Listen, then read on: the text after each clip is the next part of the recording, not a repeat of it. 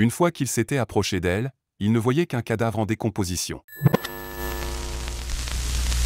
Camionneur, quelle histoire effrayante avez-vous vécue au milieu de nulle part? Quand j'étais enfant, mon père me prenait parfois avec lui dans son camion quand il faisait des livraisons dans d'autres villes. Une fois, on était au milieu de nulle part et sur la route on voit quelqu'un allongé par terre, sans personne d'autre autour, pas de voiture, rien. Mon père a klaxonné, mais la personne n'a pas bougé, il a klaxonné à nouveau en se rapprochant, mais la personne ne bougeait toujours pas. Il m'a dit de baisser la tête et de me couvrir les yeux puis il a accéléré et écrasé la personne qui était par terre. J'ai regardé en arrière, et j'ai vu un groupe de personnes qui étaient cachées sortir en courant des bois. Mon père savait que c'était une embuscade pour lui voler son camion ou nous faire du mal. Il m'a dit qu'il ne risquerait pas de s'arrêter avec moi à bord. Je travaillais de nuit, du vendredi soir au samedi matin, dans une station-service. Vers 6 heures du matin, un semi-remorque s'arrête dans l'allée des carburants. Le conducteur en sort et court presque dans le magasin, visiblement secoué. Son visage est complètement blanc et il est visiblement bouleversé. Ma première pensée a été que le pauvre homme avait heurté quelqu'un sur la route, il y a beaucoup d'ivrognes qui traversent une autoroute à 4 voies devant le magasin. Je lui demande donc ce qui ne va pas. Il me regarde pendant une seconde et me dit « Je ne suis pas fou ». Je me dis alors « Je suis seul ici et ce type est en train de perdre la tête ». Je dis « Bien sûr que non. Je viens de voir quelque chose d'énorme sur le bord de la route. » Comme un cerf ou un ours, on a eu un ours dans la benne à ordures la semaine dernière. Non, il était plus grand qu'un ours sur ses pattes arrière. Peut-être une personne très grande? Il a ramassé un cerf mort sur le bord de la route et l'a porté sur son épaule dans les bois. Je ne peux que le regarder fixement, mon cerveau ne peut pas traiter cette information si tard dans la soirée. Un habitant du coin s'approche du comptoir pour prendre son repas habituel et le gars lui raconte l'histoire. L'habitant dit « C'est le Bigfoot qui vit près de la limite du comté. » Le chauffeur du camion et moi regardons ce type comme s'il avait 2 têtes. Il doit plaisanter. Le camionneur paie son carburant à une vitesse record et part pour ne plus jamais être vu. Les gens du coin insistent toujours pour dire que c'est le Bigfoot. Je n'irai jamais dans ces bois. Mon père était chauffeur de camion et il traversait une petite ville du nord de la Californie en transportant des tomates. Soudain, il a commencé à se sentir incroyablement fatigué.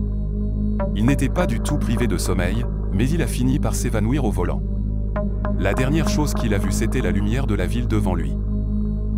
Il s'est réveillé environ 2 heures plus tard de l'autre côté de la ville, parfaitement garé sur le bord de la route. Il jure que quelque chose veillait sur lui cette nuit-là. Je ne suis pas techniquement un camionneur, mais j'ai travaillé comme technicien de terrain dans l'industrie pétrolière, et j'ai donc passé beaucoup de temps à conduire dans des régions reculées du Canada. Je me souviens d'une expérience très étrange et sinistre. Je conduisais tard dans la nuit, lorsque j'ai remarqué une très grande forme noire sur la route devant moi. Pensant qu'il s'agissait d'un élan, j'ai appuyé sur les freins et me suis arrêté à quelques mètres de lui. Malgré la proximité et l'éclairage direct de mes phares, je n'arrivais toujours pas à savoir ce que je voyais. Il avait vaguement la forme d'un animal à 4 pattes, mais il était très grand, probablement 1,80 m de haut.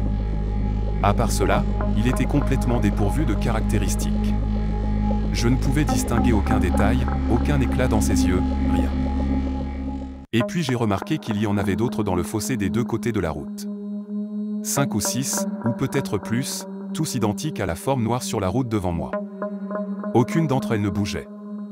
Ils ne ressemblaient pas à des objets physiques ou à des êtres vivants. Plutôt comme de grandes taches d'obscurité absolue. Après avoir surmonté mon choc, la peur s'est installée, j'ai contourné la chose sur la route et je suis parti aussi vite que je le pouvais. Je ne crois pas vraiment que c'était une expérience paranormale. J'avais conduit pendant plus de 8 heures au milieu de la nuit, et j'étais épuisé. Il s'agissait probablement d'une hallucination causée par le manque de sommeil et le fait d'avoir passé trop de temps à regarder droit devant soi dans l'obscurité. Mais c'était quand même une expérience très troublante. Mon grand-oncle conduisait des gros camions. Comme il vivait au milieu de nulle part, les gens laissaient parfois des déchets sur la route. Et comme il avait un gros camion, il écrasait simplement les boîtes ou les papiers en question et continuait sa route. Un jour, alors qu'il partait au travail, il a vu une boîte sur la route et il a eu l'envie de faire un écart et de ne pas l'écraser. Quand il a regardé dans son rétroviseur, il a vu un enfant d'à peu près 5 ans sortir de la boîte. L'enfant est rentré chez lui en rigolant comme si rien n'était. Je ne suis pas camionneur mais j'ai passé les 4 dernières années à conduire jour et nuit pour mon taf. Je me trouvais dans une route de campagne et j'ai décidé d'appeler ma femme pour lui dire qu'il y avait des avis de vent violents dans ma région.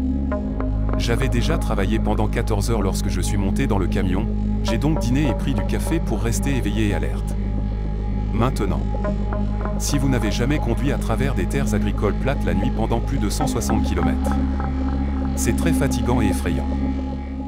J'avais parcouru environ 50 km dans les terres agricoles lorsque des grêlons ont commencé à rebondir sur mon camion et je savais qu'en juillet, grêle signifiait tornade. Je me range sur le côté. Je suis au milieu de nulle part, sans lumière visible, sans voiture derrière ou devant moi, et je commence à chercher la tempête que je pense être en train d'approcher. J'ai baissé la fenêtre côté passager et j'ai sorti une lampe de poche pour regarder dehors. Il n'y a rien. Je me tourne vers le côté conducteur et je vois un type qui a le visage collé contre la vitre à quelques centimètres de moi et il me regarde en souriant sinistrement. J'ai crié et il est parti. Nous avons tout le temps des caméras sur nos camions. Je suis arrivé au premier endroit sur où m'arrêter et j'ai appelé ma femme. Je ne voulais pas l'effrayer donc je n'ai pas mentionné le type ou la tempête de grêle. J'ai cependant retiré la carte SD et vérifié les caméras. Je vous promets que ce type n'est jamais apparu sur mes caméras avant ou arrière. Je traversais un parc national au milieu de la nuit sur une route où je devais rouler très lentement, environ à 30 km/h. De temps en temps, je pouvais apercevoir quelque chose par la fenêtre à côté de moi, mais quand je regardais directement, je ne voyais rien. Finalement, à la 3e fois environ, je tourne la tête et cette fois, je reconnais que c'est un énorme loup noir qui suit mon camion juste à côté de l'autoroute. Je ne l'ai vu que quelques secondes avant de devoir me concentrer à nouveau sur la route, mais c'était absolument magnifique et troublant en même temps. Mon père était chauffeur de camion en Afrique de l'Est dans les années 80 et au début des années 90. Pendant les années qui ont précédé le génocide rwandais, mon père traversait le Rwanda pour faire des livraisons dans de nombreuses villes et villages. Une fois, il a atteint un point de contrôle et a été sorti de force de son camion. Apparemment, il avait l'air d'appartenir à la tribu Tutsi et ils l'ont mis dans une cage avec d'autres prisonniers Tutsi. Il a essayé de faire comprendre qu'il n'était pas rwandais, mais personne ne parlait la même langue que lui. Chaque nuit, il prenait environ 5 personnes dans la cage et les abattait devant lui. Après la 3e nuit, il a entendu un des gardes parler un peu le swahili, il lui a dit qu'il n'était pas rwandais et lui a montré sa carte d'identité. Ce type a réussi à le faire sortir, lui a remis les clés de son camion et l'a laissé partir. Je travaille pour FedEx et je conduis des gros camions. Une fois, j'avais terminé une longue journée de livraison, et je jure devant les dieux en qui vous croyez que j'entendais des voix dans ma cabine. Ce n'était pas la radio, ce n'était pas mon acouphène, ce n'était pas mon subconscient, j'entendais des voix chuchoter dans mon oreille droite qui venaient du siège passager. Les voix ont continué même après que je sois retourné à mon centre, que j'ai pointé et que j'ai sauté dans ma propre voiture pour rentrer chez moi. Elles ne se sont arrêtées que lorsque j'ai quitté le parking. C'est arrivé seulement cette nuit-là. Je n'ai toujours aucune idée de ce que c'était, parce que j'avais exclu tout le reste.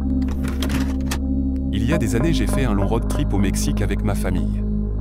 De retour à la maison au milieu de la nuit, la voiture est tombée en panne, et une voiture de police est rapidement venue à notre aide. Il y avait 3 policiers dans la voiture, et le chef a proposé d'emmener mon père à la station-service la plus proche, où il pourrait trouver un mécanicien, et a dit aux 2 autres agents de rester avec notre voiture.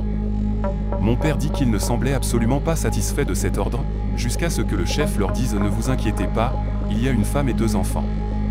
Cela a semblé calmer les 2 officiers. En conduisant la voiture de police jusqu'à la station-service, mon père a demandé au chef de quoi il s'agissait. Le chef lui a dit qu'il y avait eu de nombreux accidents dans cette partie de la route. C'est pourquoi ils ont pu trouver notre voiture si rapidement. Tous les accidents impliquaient des jeunes hommes qui voyageaient sans être accompagnés d'une femme ou d'un enfant.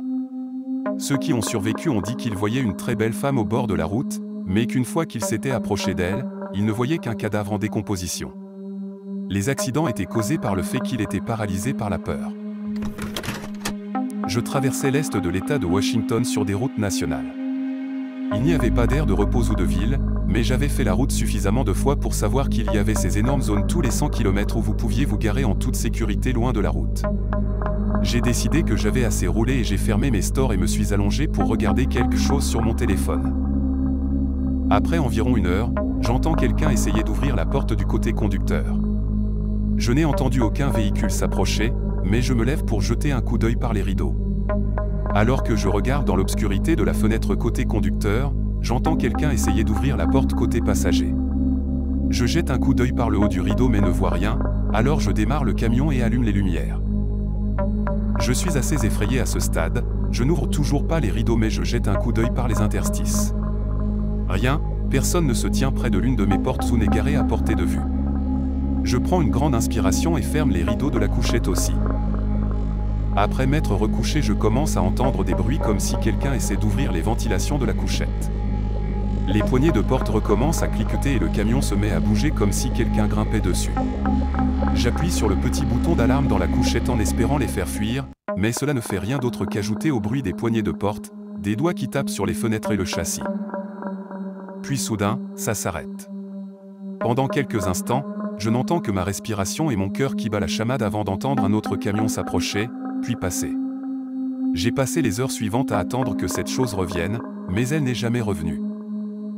Le matin suivant, je n'ai pas trouvé d'empreintes de pas ou de dégâts sur mon camion, mais sur chaque fenêtre, il y avait de minuscules empreintes de mains humaines.